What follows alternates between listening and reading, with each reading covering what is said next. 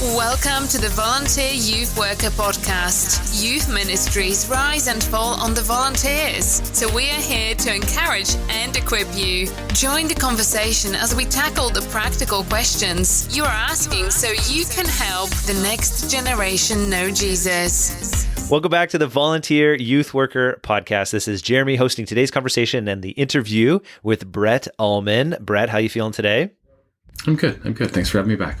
Oh, it's always fun to chat with you. And we've had you on the podcast a few different times. And so certainly some folks will recognize your voice from there. But why don't you give a short introduction just in case maybe today is somebody's first time hearing our podcast. And so they need to know who Brett Ullman is. Maybe they're coming from Israel. I had a listener the other day email me from Israel asking about policies, actually, as it relates to the youth ministry, which I was like, I don't know how much of this applies. But so introduce yourself for our Canadian and our international audience, Brett. Who are you?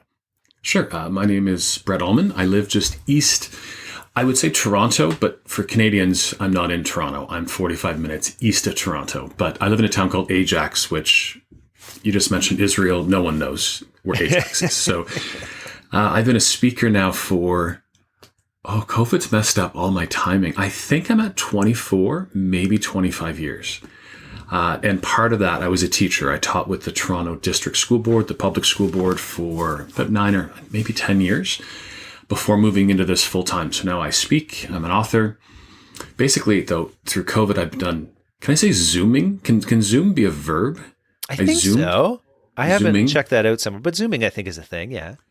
But I've done a lot more Zoom. I'm excited more and more as in-person speaking comes back. There's just something about being able to read an audience and see the nods, or even if seeing someone's confused or if they're upset by what you say and you can, reiterate it a different way. When I'm staring at a dot on a computer and no one has their cameras on, it's funny. Like I finish the talk and I come downstairs and my wife goes, "How was it?" And I'm like, "I don't know." Really. It's because there's the best part of speaking to me is after, when people come up and there's conversation and even a bit of discourse and stuff. I was going to say that because the way, and because you and I have talked lots before, I know you have a large number of people that interact with you after the fact. And so a lot of times some of the, you infuse some of those conversations into future content and future talks. And so it's always amazing when you're talking about how many, teenagers or youth workers or pastors are reaching out to you by email after the fact or talk to you after a talk about some of these topics. And it kind of helps enlighten even what's going on in people's minds as they're hearing you discuss the different conversations. And obviously today is gonna be one of them. So tell people at your busiest year, just to put it in perspective, you say you're a speaker, lots of people want to be speakers. In your busiest year, how many talks would you give? Going back, I don't know how many years ago it would have been. Well, it's interesting because we recorded the mental health talk first. So my busiest year, I was doing 275 to 300 speaking dates a year, while doing a master's degree in Chicago, but then had a breakdown. So unsustainable. That was a season I was needing to speak more. Speaking kind of grew, but I'm an international student suddenly, even though for me it's only a short hour-long flight. So I was speaking a stupid amount of speaking dates, and everyone I knew told me to not, but in that moment I had to. So normal for me is about 125, 150. Mm-hmm. Yeah, that's fair.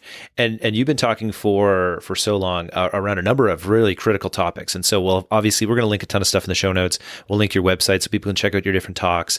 And you've been speaking about, and maybe one of the first times that I saw you spoke was on media, faith, and culture.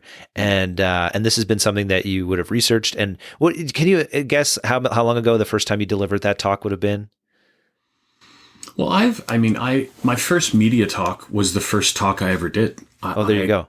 When I began, I went down there's a music festival called Kingdom Bound in Buffalo, which I'm really sad Buffalo's out of the playoffs as a side note, but that's another. Out of which playoffs? The football playoffs? Yeah, they lost. Oh, man. We didn't talk about this beforehand, but my stepdad was in Kansas City for that game. My sister lives in Tulsa. Sorry, this is an aside, and sorry for you listeners, but my sister lives in Tulsa, so he was visiting there, and he's like, "Oh my goodness, this could be like a chance just to see a playoff game," and it turned into like the football playoff game, and he was in the stadium, with wonderful seats. So, anyways, crazy game. Best game I've ever watched. So, but we digress. Back to the conversation. Yes. But I was at an event called Kingdom Bound, heard a guy speak on media, and I grew up very traditional, like Baptist, don't dance, drink, and smoke. If you ask why, like it's because, like I there was never conversations. And so I heard a guy speak, and it wasn't like everything Christian good, everything secular bad. It was just a really good conversation. So I came back, and that's how what I do, my ministry kind of began. I did a few talks at my church, but media, and then I was doing a thing called True Lies for a while. I was kind of affiliated with a guy in the US, and it really wasn't me. It was similar, but we were very different. Mm-hmm. And then I created my first media faith culture. So that's been out for probably, that's a good question, quite a while. Now it's a talk that's always been changing and growing, but looking at media, looking at your idea of a worldview, your worldview shapes your values shape your actions. And then the idea of engaging the culture, which I still think is a really important one. You know, that we as Christians, like as youth workers, we want our kids to graduate and then go be in every job. Like we need, from teachers, nurses, to people running a Subway restaurant, to driving truck. Like we need Christians everywhere. Yeah, absolutely. Okay, and so when you prepare for these talks, give people a sense on just the breadth of preparation you have for them, and then as you change them. So you're changing this media talk kind of right now. So you're in the midst of rewriting and reimagining. And so what's the preparation look like for you? So everyone's like, it's funny, like there's no template for a speaker. We're all unique. I'm not a preacher, I'm a teacher. Now we could really have a debate there. Does preaching teach? Does teaching preach? Yes. But like my giftings are teaching. And so every once in a while, I call it, I blow up a talk. Like literally, it's not like one thing I do every time I speak is I have to change at least one slide in the talk. It keeps it always current. There's always something new of what I'm reading or what's going on in the news.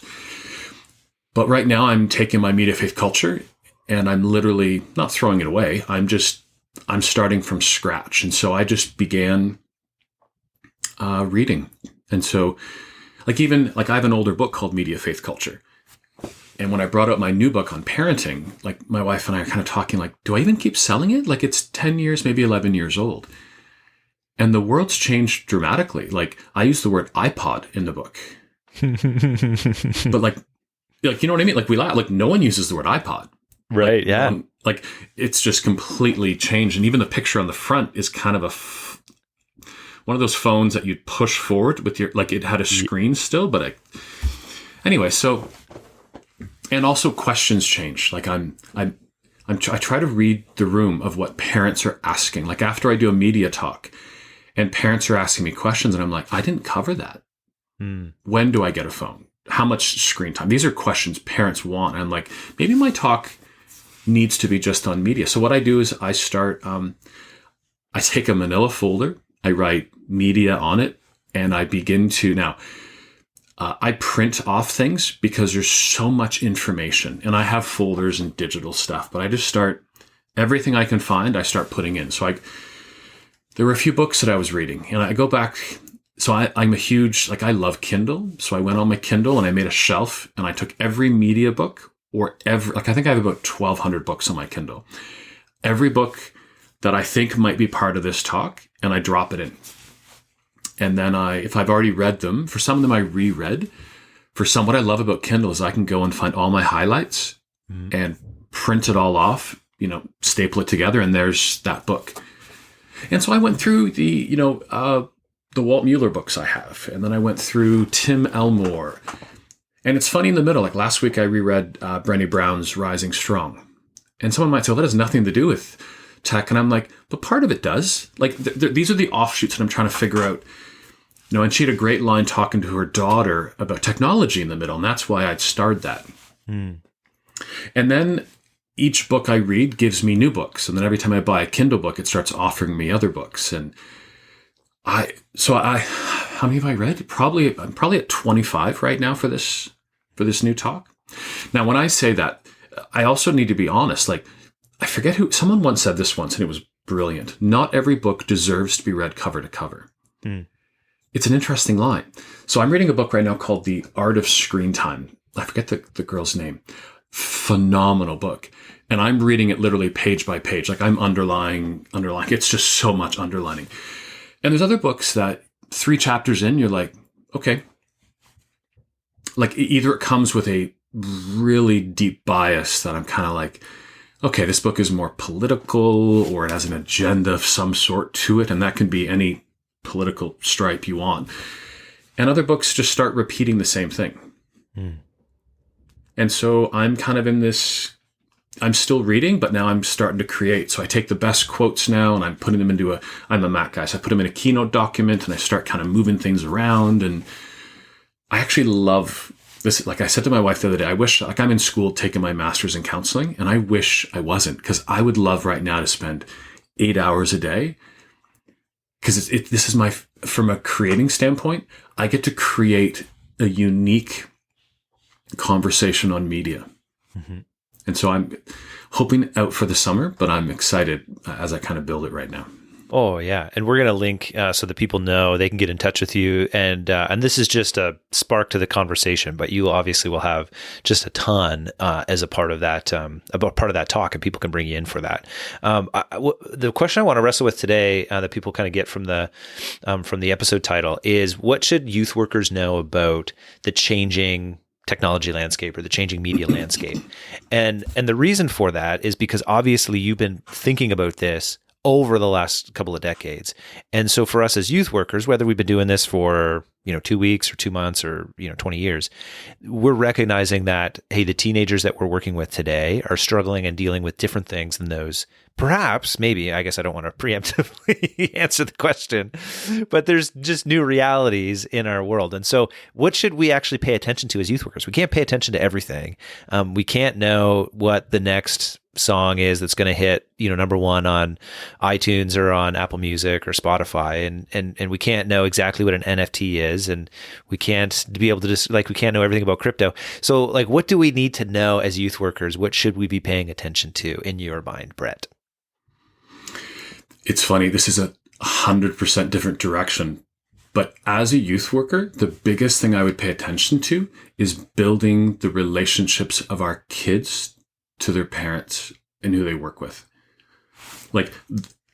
And parents could be, there's foster kids. There's so much types of parenting today, but building that relationship, because I think tech's just become, is the word ubiquitous? It's just part of every aspect of life, but we don't think about it.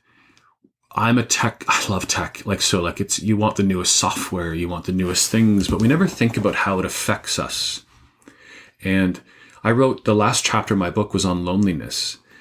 And a lot of the conversation went back to the Malcolm Gladwell, the medium is the message. It went back to these, how does tech change us? And you can see how tech's changed us. You look at, if you have a grade 12 in your youth group, look at their lifetime. And banking, we don't go to banks anymore. We just deposit checks through phones. By the way, one of my favorite things that I get to do is I don't have to drive to a bank.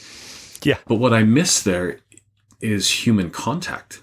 I'm not standing in line. I don't get a chance to say my Tyler Deb. And I knew Deb 15 years. So I don't get to see her and ask her how her family is. And the same is with restaurants. We just Uber Eats. The same is with movies. We just do Netflix, but we don't drive to the movie theater and pick up friends and go see a movie. And then, afterwards go out for wings. And so I just think it's important, to acknowledge that tech changes us, and it's important to understand there's good and there's bad with these things. And I kind of went off topic there, but I just think it's important to acknowledge that. But going back, building relationships with our kids to have conversations on these things and trying to walk through these things together. Everything I'm learning in my master's is about it's collaborative with your client. And I think it's the same with with the kids we work with, and for parents working with their kids. We're all in this together. I don't like that statement, but we are. And so how can we walk through this with our kids? So rather than know what the kid is dealing with or what the kid is into in terms of the technology. Like instead of going in front of them, just journey with them as they're experiencing it, being able to ask them questions about, hey, what are you into? And so you might, people that are listening, if you've got teenagers that are like super into crypto and NFTs or whatever it might be, like you might now need to actually ask them like, where can I learn a bit about this, or look it up on Wikipedia. But if you don't have any kids that are into it, what you're saying, Brett, is like, oh, it's not actually necessary. But those are really like crypto's funny. Crypto was the biggest thing. Everything I'd see on social media was crypto. It was a lot of teenagers. I don't hear that anymore because crypto is tanked, like brutally tanked. And I know a lot of people who lost university savings. Oh, wow. So like the idea that everyone's going to like 100 or 1,000x your money, we as adults know that world. And I say it doesn't exist. And then someone would say, well, look what I did with my YouTube channel. Look what I did with an NFT. For the most part, everyone's not 1,000 timesing their money by throwing it in Shiba Inu or Bitcoin. And they've all tanked. I read about a family in the US who sold all of their assets and put everything in Bitcoin. Oh man. At what dollar value? And that's the question.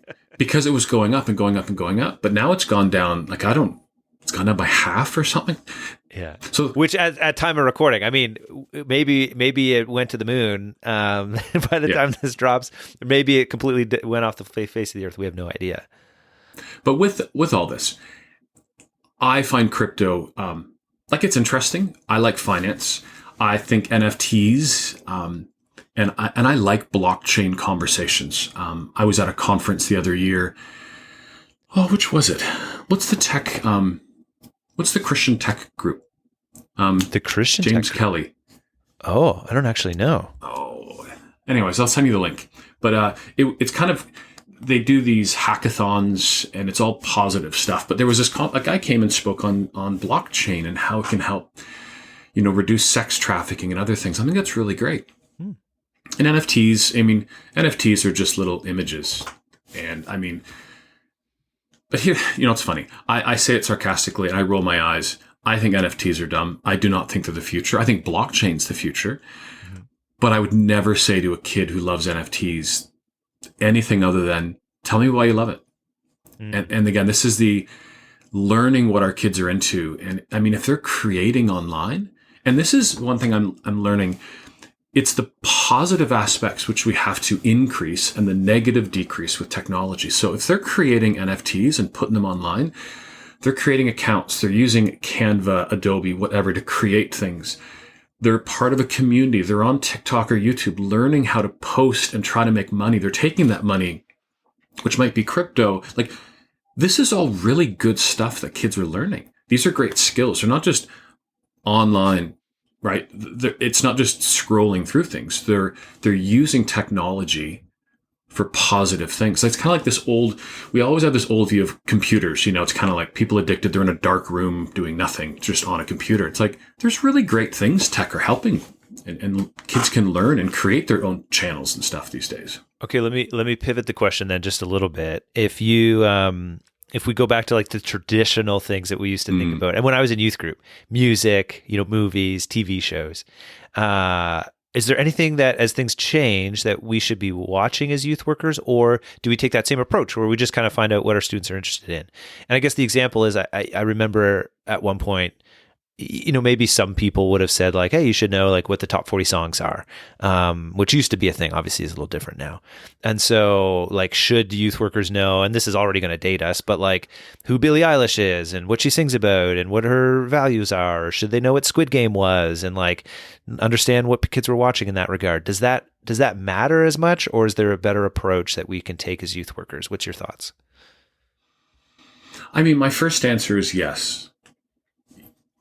You should know what kids are into. But at the same time, when you're sitting with a kid and saying, how was your week? That kid doesn't care if you've ever watched Squid Games or not.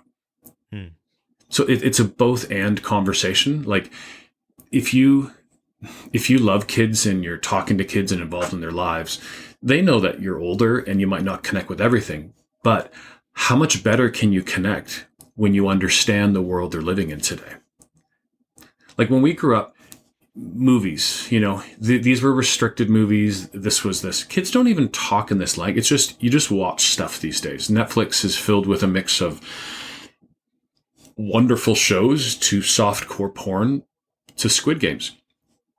And I mean, Squid Games was a brilliantly filmed, fascinating movie, which was so unbelievably violent. And so I always think it's important to know. And I've always promoted, I mean, you don't need to just suddenly go online and find, here's where culture is. I mean, there are great organizations that do this for us. I mean, Walt Mueller and the CPYU, Center for Parent and Youth Understanding, Common Sense Media, Axis has their Culture Translator, which is an amazing thing each week, translating kids speak to adult speak. I have a funny story with that. I'm writing my chapter on drugs and alcohol, and we're sitting around the kitchen table, and I said to my kids, so no one smokes anymore, right? And they both went, almost everyone smokes. And I'm like, no. And my daughter interrupts and says, what do you think smoking is? Interesting. I'm a little irked. Like, kind of like, how dare you ask me what? And I'm like, cigarettes. And she said, oh, we're talking about weed. Interesting. And I took a big breath, and I'm like, wow, like things change. And it's so important that if I know, like, if you're sitting around as a youth worker and your kids are talking about someone smoking, you probably need to know the difference between weed and cigarettes, because they're vastly different. And so this is where it's good to know what's in culture today. And even to know, like, Billie Eilish is a huge singer today. Some of your kids will love her, some of your kids won't. But it's okay. You don't need to know every song and every word, but just to understand, oh, there's Billie Eilish. Oh, yeah, and there's a documentary that came out, with her career that's been pretty big. Like, it's just another way to connect with kids. So when you say it's another way to connect with kids, it again makes me think of, being able to say to youth leaders, hey, as everything changes, you can just react to what your kids are into. So I want to be careful. I don't want to put words in your mouth, Brett, but as I'm listening to you, I'm like, oh yeah, I wonder if I don't have to try to search it out. I just have to be curious when I'm meeting with the teenagers that I actually care about, which are the ones that are in my ministry, the ones in my small group. And if I'm curious enough and they start bringing up that they're listening to this artist or they're watching this show, then maybe as a youth leader, just to be able to engage in the conversation, I should Google it later and just, check out the Wikipedia page, learn a little bit more about it to be able to engage the conversation more. But it's not like we have to have a thumb on the pulse of what's happening before even our teenagers do. Is that fair, or am I off base, or I'm putting words in your mouth? It's funny because you can argue that from either direction. It's funny. I think we should know. I would encourage every youth worker to sign up for email. Like, I think getting an email from Center for Parent Youth Understanding and Culture Translator and Common Sense Media and like Tim Elmore, like anyone who has, like, you should fill social media and fill your inbox with really great content saying, here's where the culture is today. And if it's a busy week and you delete all of those, doesn't matter. But when you have a few minutes and you can check and see where the culture's going, but at the same time, when you're at youth, hey, what are you guys watching right now? What's your favorite video game? Tell me what you like about it. Like, it's fascinating to get the answers for those things. Because I think, like, we assume it's always bad, but when you ask what they like about things, like, no one's watching Squid Games for the violence. I think we're watching it because it's a really unique show. And then I think people watch it because everyone else is watching it. So they feel that they have to know what's going on. Okay. So as we're kind of coming to a close here, I want to drop a teaser for your talk. And I actually don't know the answer to this question, but will you in your talk wrestle with the question on content, content walls? And what I mean by that is that I grew up in the world of like, hey, you shouldn't go watch an R-rated movie. You shouldn't, put this type of, music or whatever it might be into your head, because the more you put negative things in your mind, that changes how you think and how you view the world and all that kind of stuff. So that's what I grew up with. I know a lot of people have pushed back against that kind of culture where maybe it's a form of like purity culture. And they're like, that's obviously oppressive and evil and bad.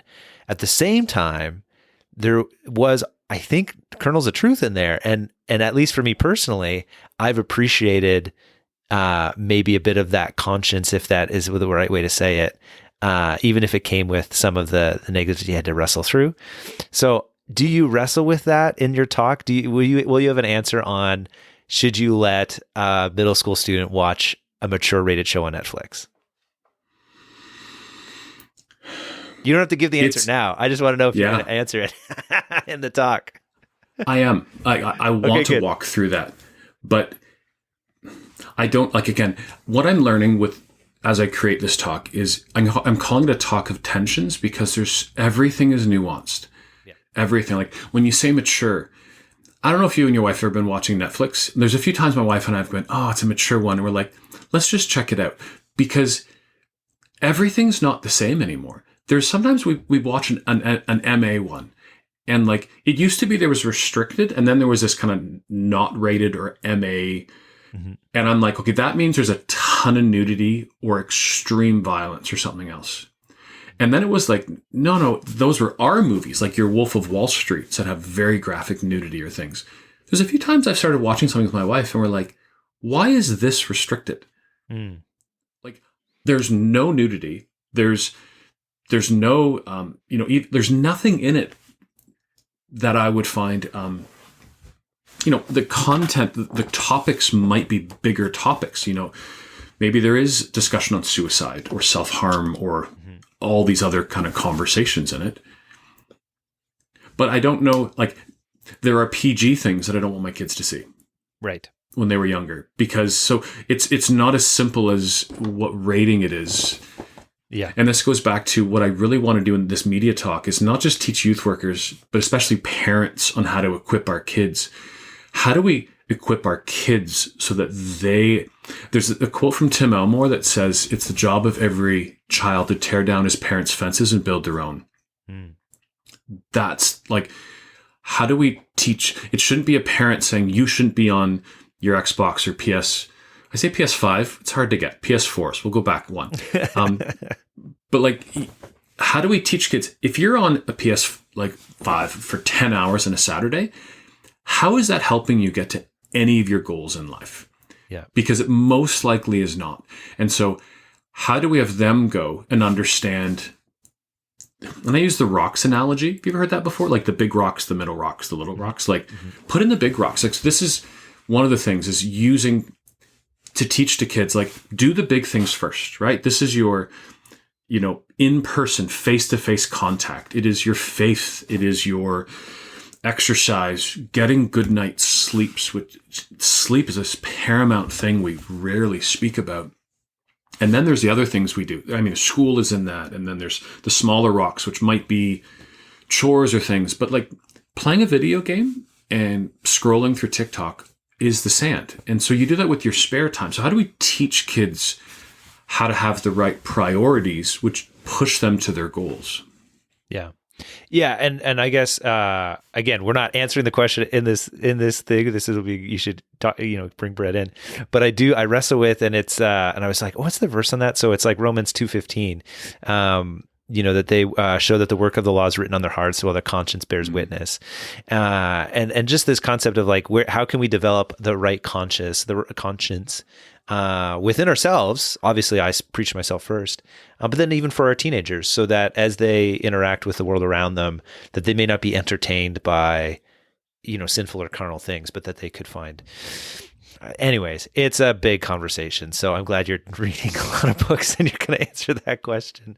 As we wrap up here for today, obviously thinking about the changing landscape, I like this thought. I like this bottom line, that we would grab a few things. We'll link those emails in the show notes so that you can subscribe as a youth worker. You'll get a couple things just brought to you so you can have some quick, easy access things to digest about media and technology, culture, and then be curious about your teenagers in your small group. I think that's great advice, and I'm grateful that you've got that for us, Brett. Any last words before we wrap up today?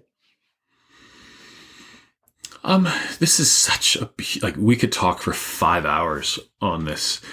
I'd love to hear from youth workers, their thoughts too. Whether they write in comments or contact you or me, these are things that we want to know how to best, we both work with youth workers. I want to know how I can best help a youth worker in this conversation. And I think the best way is helping their parents, which in turn helps and equips them as well. But I think I would just encourage youth workers with this, is that you can do all this. Like, depending on your age, like I'm 50, I am a much older generation. And I know there's youth workers who are at every age and stage. So if you're a 24-year-old youth worker, this is really easy. You may be creating your own, what's the term, minting your own NFTs, and you think the metaverse is the future. Like, and you can easily connect with your kids. And there's others of us who are like, the meta what? Like, I don't understand what that is. But no matter what it is that we take a heart and a posture of learning and looking at how we, from a biblical worldview, can help connect our kids and equip and empower our kids and our parents to be successful in these conversations, right? And so I think, like, we're going to film another conversation where we're going to talk a bit more in detail about stuff, but I just wouldn't say, like, have a posture of learning and ask. I love the curiosity conversation. Ask kids questions, and you'll find they just love talking about what matters to them. I'm always saying to kids, what's your favorite movie? What do you like about it? What do you like about NFTs? What do you like about crypto? So fun, Brett. Well, thank you so much for your time with us today. We always appreciate it. And so by all means, those listening, check out everything in the show notes, and we'll see you next time for another episode of the Volunteer Youth Worker Podcast.